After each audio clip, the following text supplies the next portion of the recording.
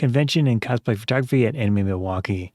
This was actually in 2025. I'm just getting to the edit. Sadly, I didn't go in 2026. For 2025, I went with my friends, and it's always fun to do it that way, but it does limit some things that I can do with the photography. And I actually prefer going with friends these days. It's so much more fun. You can have people to talk to and hang out with. For the equipment, I was using my usual Nikon Z5 with the 40mm f2 lens and the GoPro Hero 9 Black for the video. This convention center is interesting. It has an unusual layout. I would say some of the choices that they made, at least in 2025, were not amazing for crowd flow and such, but it worked out all right. It was very, very busy when we went, so that's probably part of it. Overall, I did have a great time, but yeah, it was difficult with the photography. The lighting in this convention center did work out a lot of the time. There was pretty decent natural lighting in many of the areas. So if you do prefer natural light photography, I think this convention center is not bad. But it is pretty complex. There's so many different spots, which is good in some ways. A lot of areas to hang out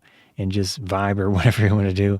Usually the way that I do photography at these conventions, especially when it's super busy, is I ask for the photo and try to position them in a spot that doesn't block any of the traffic flow, obviously. It's not always easy, but I do try to make it work that way. Do you mind if I take a photo of you too? It's okay. There you go. Nice. Awesome. Thank you. I ask for a photo, try to get a few snapshots of different angles and such, maybe adjust their pose a little bit if that's necessary. And that's pretty much it. It honestly can take just a few seconds. I don't want to waste their time.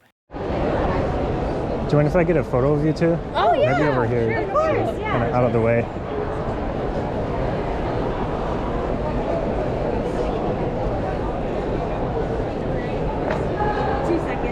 That's fine.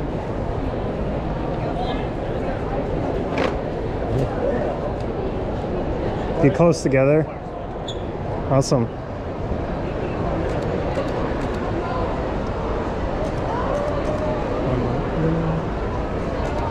Cool, thank you.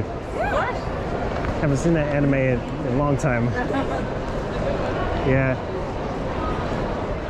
Type of thing. I do want to get a decent photo for people. You know, they put the effort and time into making cosplay, or at least just buying cosplay and wearing it. So in that respect, I think my photography is good, that I can make something for them at the convention and they can get a little bit of additional enjoyment out of it.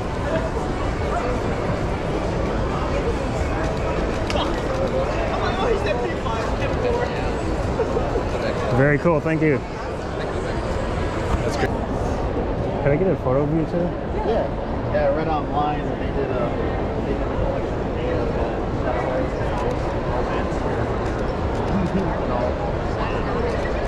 Awesome, thank you. That's pretty much how I've approached cosplay photography these days. The hallway stuff. I like the atmosphere. Even so, it is very time consuming and it's challenging with all of the expense and such of conventions. I have pretty much focused down to day trips, but even then it does get expensive. A lot of the photos were from the dealer's hall and the lighting in there wasn't amazing. It's very strong top-down lighting. So in these situations, it'd probably be good if you had a flash, if you want to carry all that additional gear and diffusers or whatever you want to use with that light. I deal with it in editing, so that does make editing a lot more time intensive. But in the end, I get photos that are decent enough to post. And the goal, like I said, is to take some decent photos for people because they put the time and effort into cosplay. In addition to taking photos of cosplayers, I did take some photos of the various merch around in the dealer's hall and artist alley, all that stuff.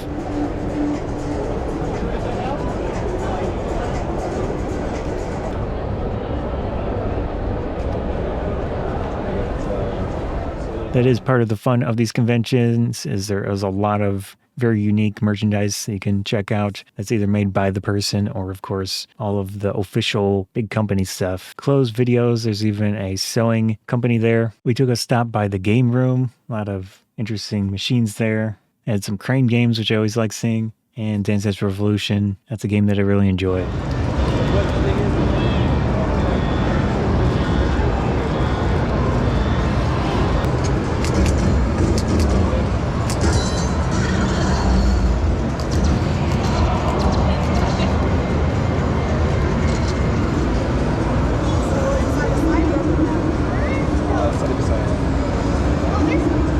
There was a tabletop room. I saw some Beyblades. I really like Beyblade, although I was a little bit too old for Beyblade, but there was a time period when some of my friends started getting into it. So it's nice to see Beyblade around. And of course, all the D&D and related tabletop stuff. There was a kimono or yukata display. Very interesting to see all of that traditional dress. So I tried to take a few photos in there. Looking up close, see the details of all of that, the textures, little trinkets and other things from history. They had a manga library. I took a few quick little snapshots in there.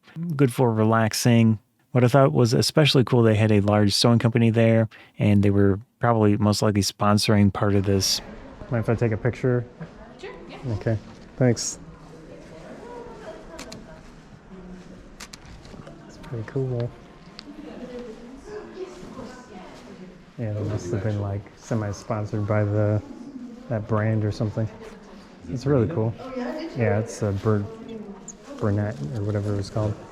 Area where you could learn sewing, and that's great. I think it's an awesome combination with cosplay. Obviously, I've done quite a bit of sewing myself and some cosplay. Usually the stuff that I make are from pieces and then I modify them. And it's very cool to see some actual sewing at a convention. It was a fun convention with friends, doing some photography as well. I think the convention center is pretty nice, has interesting lighting, interesting areas, and this specific convention has a bunch of unique aspects to it, like that sewing and such. I don't know if they're going to do it into the future or if they did in 2026. Like I said, I wasn't able to go this year.